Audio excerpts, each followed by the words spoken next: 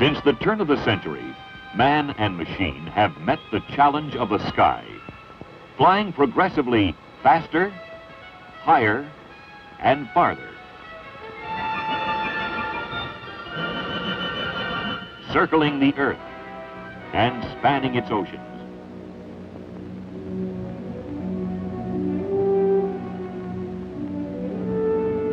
This continuing progress in flight has been made possible by the responsibility, direction, and purpose of the dedicated men who fly.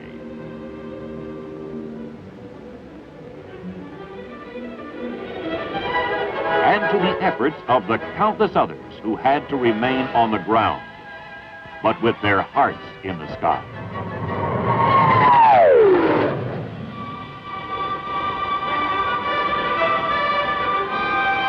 To become part of this modern jet air age takes more than just the desire to fly.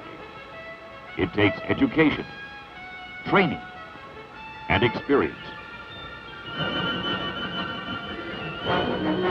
It takes individual courage and the confidence that comes with being a member of a highly skilled, professional air team. A team prepared to control the skies, capable and ready to meet any adversary, on any terms, and win.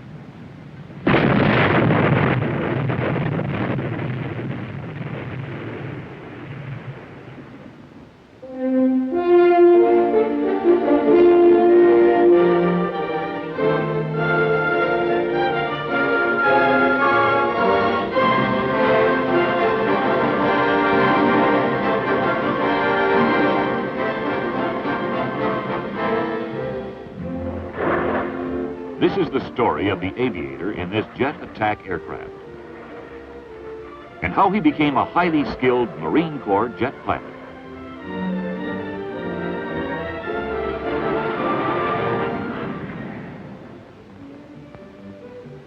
Meet William T. Smith, Second Lieutenant, United States Marine Corps Reserve. He's just completed his initial Marine flight training and is a qualified jet pilot. He is reporting aboard the Marine Corps Air Station at Cherry Point, North Carolina, to become the newest member of a modern Marine jet air complex. From the beginning, Marine officers set the example for others to follow. This is one of the reasons why he chose the Marines, to share in this proud tradition. Lieutenant Smith chose marine aviation because he wanted to fly with the best, perhaps in one of these giant transports, the largest aircraft in the Marine Corps, an aerial refueling station and troop carrier. Or this mighty Crusader, a supersonic, high-performance fighter. Perhaps to fly this Phantom II, a high-altitude, ultra-modern interceptor, a missile with wings. Or the sleek Skyhawk, smaller in size, but packing a powerful punch for the air support role. Lieutenant Smith will soon become an important part of the Marine Corps air-ground team.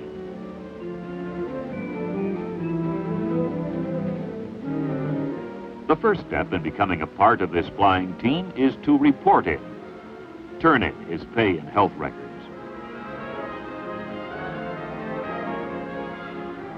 Bachelor officer quarters will be his permanent residence for the next few months. Neat, comfortable, almost like home. In the officer's dining room, old friendships are renewed, and new friendships are quickly established. Naturally, the conversation immediately turns to flying, careers, and future plans. Newly assigned aviators are greeted by the squadron CO, a combat-seasoned veteran aviator who will follow every phase of their training and progress. The orientation begins with an explanation of the squadron mission. To hold that fine edge of combat readiness will require alertness and complete dedication to the job. Fellow pilots are on hand to welcome and to meet the new arrivals who are invited to attend their first regularly scheduled pilot's briefing.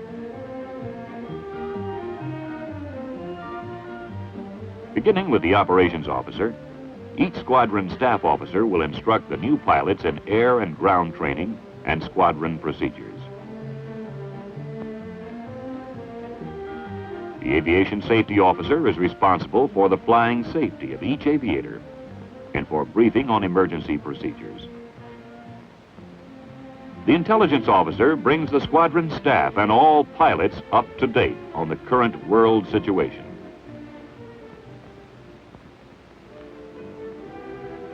The aircraft maintenance officer is an expert in the repair, maintenance, and modification of all planes. His job, keep them flying. The flight line officer sees to it that all aircraft on the line are ready for launching at all times. The landing signal officer is always on hand to supervise field carrier landing practice and during actual carrier qualification landings. Before his first hop in a Marine Skyhawk, the new aviator must become familiar with every phase of local air control systems. A radar system upon which he will depend to guide him through many future flight missions. Since his main job will be close air support of Marine ground troops, he must learn the characteristics of all ordnance. He rechecks the flight equipment he will use when flying the Skyhawk. Each pilot's safety, and maybe his life, could depend upon any single item of survival equipment. Lieutenant Smith has ridden an ejection seat before, but now he must learn emergency ejection and bailout procedures specifically for the Skyhawk. In the low pressure chamber, aviators experience the results of reduced atmospheric pressure at 40,000 feet. Special training devices demonstrate the actual hydraulic, fuel, and lubrication systems of the Skyhawk. They show what the plane will do and how it does it. Then, there's training in the surface control system. With these controls, he can simulate all normal flight conditions. A pilot can actually see what parts of his aircraft are responding and how. This modern electronic guidance system trainer will help Lieutenant Smith become proficient in guiding the bullpup missile. Pilots practice maintaining positive control of the missile right up to the moment it hits the target.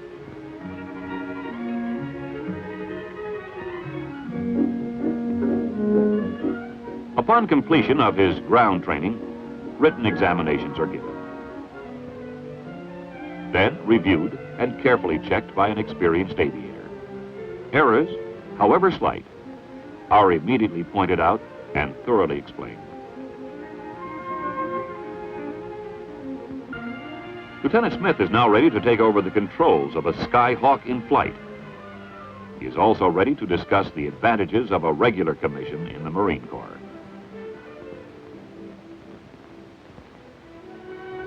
The folks back home will be anxious and happy to hear about his progress, and especially his decision to consider a regular commission. This will be good news to someone else, a special person who is not part of the family. Not yet.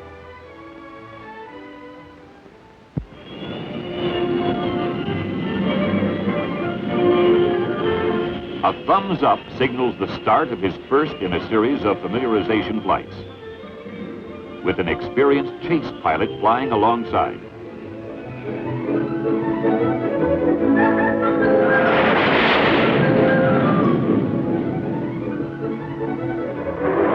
This is an exciting moment for Lieutenant Smith, now in command of the fast, sleek Marine Skyhawk.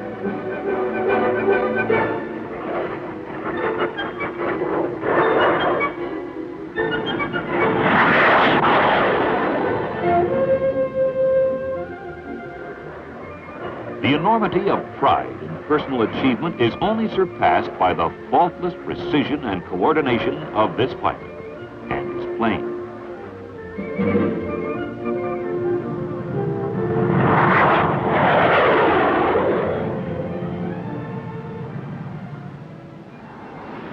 The first of many night hops in the Skyhawk is given at dusk to provide the gradual transition to complete darkness. Lieutenant Smith's confidence in his instruments and navigational aids reflect the results of training and practice.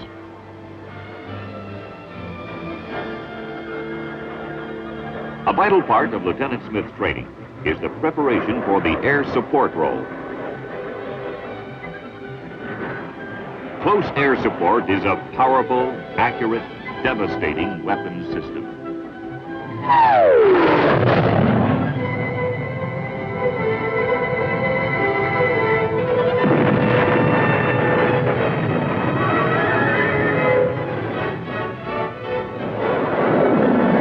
Pilots can deliver tons of bombs at low altitude and with pinpoint accuracy.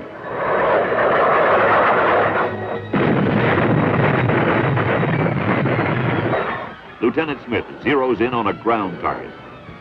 20-millimeter cannon speaking with authority.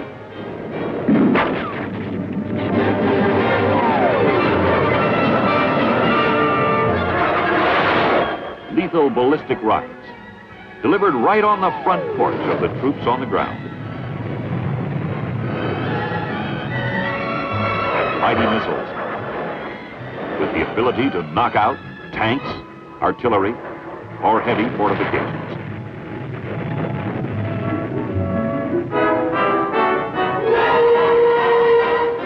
Actual training like this demonstrates the effectiveness of close air support and coordination, both on the ground and in the air, with complete confidence that when needed, they can make each shot count.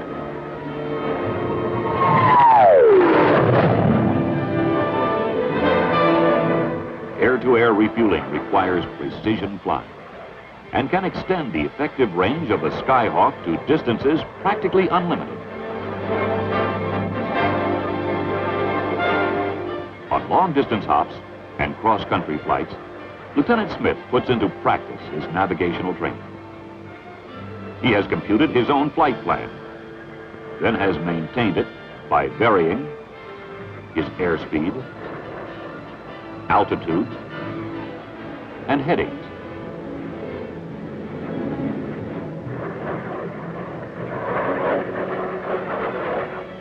The city below, a familiar sight, will be his first stopover.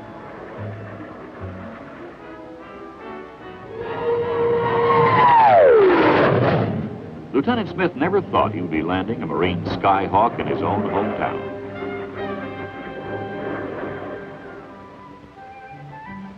It is always exciting to return home, to be in familiar surroundings. A welcome break offering an opportunity for an evening out and a chance to discuss future plans. Lieutenant Smith puts wheels down for his first simulated aircraft carrier landing in his high-performance Skyhawk, using the mirror landing system. The orange meatball must remain in the center of the mirror, or the landing signal officer will signal a wave-off.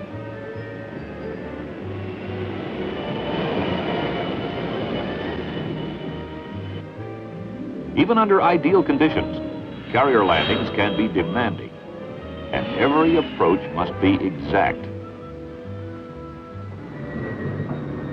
Success comes with practice, and confidence comes from perfection.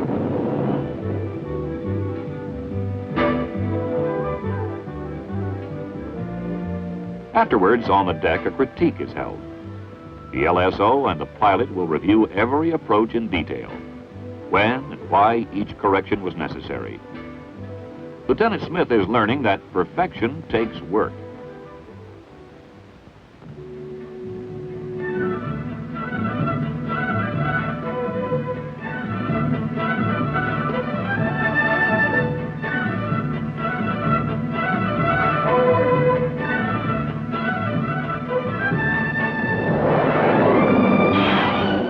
Aircraft carrier operations are the culmination of all the previous grueling hours of practice and study.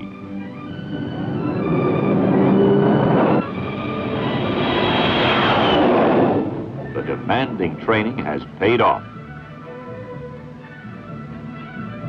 Lieutenant Smith makes the approach for his first actual carrier landing. With a firm hand and steady nerves, he lands like a professional.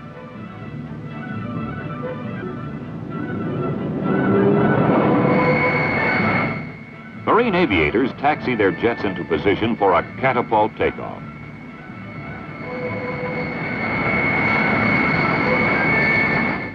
They are ready and wait for the command that will send them screaming skyward.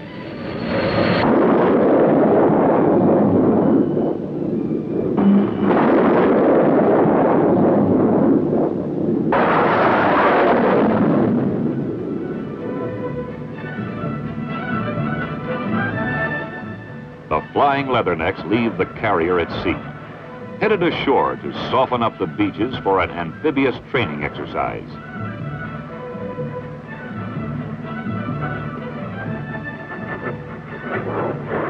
Marines in the air. Supporting Marines on the ground is an unbeatable team, geared for modern warfare.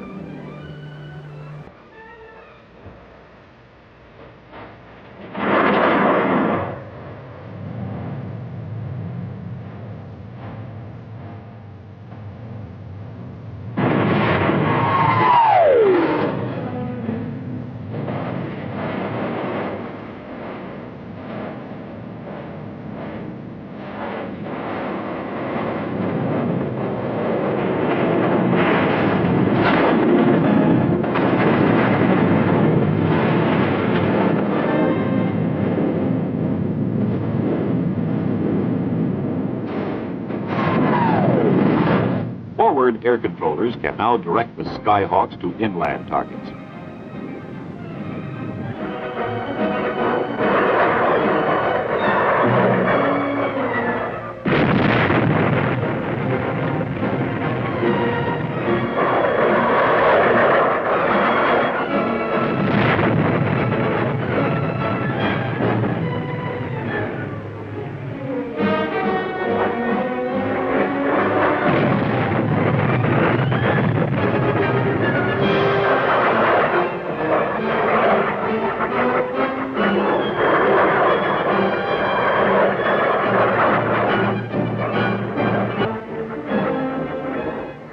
Another successful air support mission completed by professional aviators, doing the job they were trained for.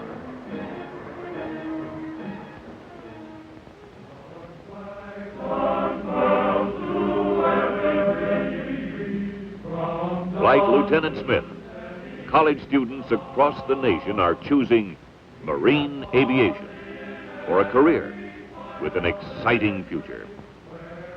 Dedicated young men who stand ready to be launched from bases and carriers around the world, accepting the challenge of the sky, fulfilling their desire to fly, with the knowledge that they are taking an active part in our nation's defense and future.